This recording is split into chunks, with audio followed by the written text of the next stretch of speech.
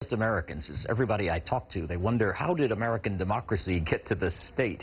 You know, I've been in Asia for a lot of these elections going on. I've been around the world for others, and everyone seems to be somewhat bitter and contentious, but nobody's ever seen anything quite like this, where all the norms are tossed out the window. Every week there's a new scandal. I mean, who would have thought? We're not even talking about the fact that Trump didn't pay taxes anymore, because that story's old history now, because so many other things have happened in the interim.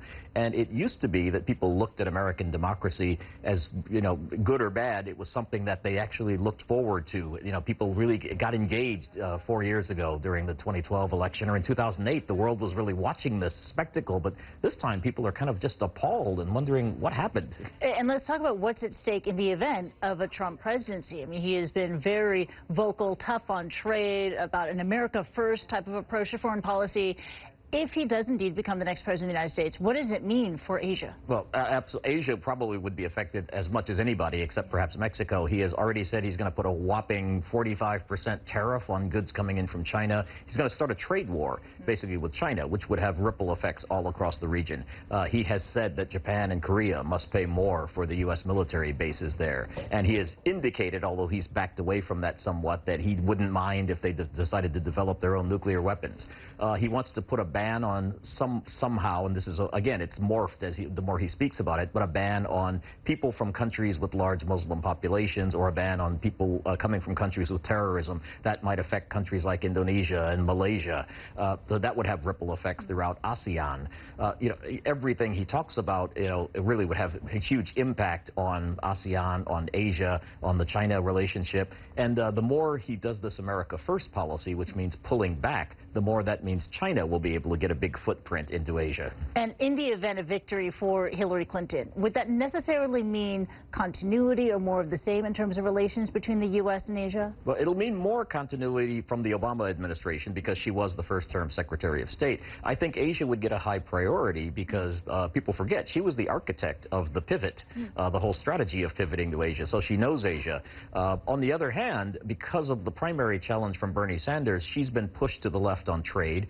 She was sort of for the Trans-Pacific Partnership before she was against it, and so now it'll be interesting to see how she gets out of this verbal box. Does she try to renegotiate it? And a lot of the countries, like Japan, have said there is no renegotiation. It is what it is.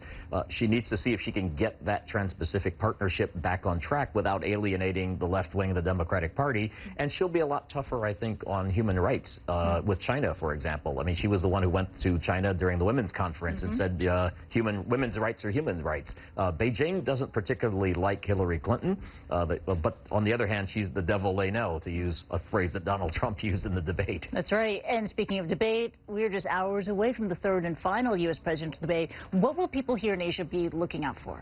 It's going to be a real spectacle. Yeah. Among other things, they're going to see if Donald Trump comes out swinging the way he did before. If China is always worried that they're going to get mentioned. They got mentioned a lot in the first debate in a negative way. They were accused of stealing our jobs and manipulating their currency.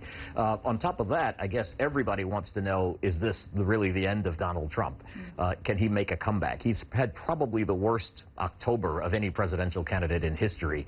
And so people want to really see, you know, does this guy have a chance of coming back, or is Hillary Clinton going to be measuring the drapes in the Oval Office after this, which is a good possibility after this debate. For Hillary, people are going to see, is she going to go high? Is she going to try to go for a overarching national message to try to really just run up her victory, or is she going to respond tit for tat for any attacks that come her way? So it's going to be a fascinating spectacle. We get to watch it here in the morning in Asia, so we can have our coffee and breakfast and watch this show going on, and it will be a fascinating show. The last debate, last chance to change the trajectory of this race before voting starts.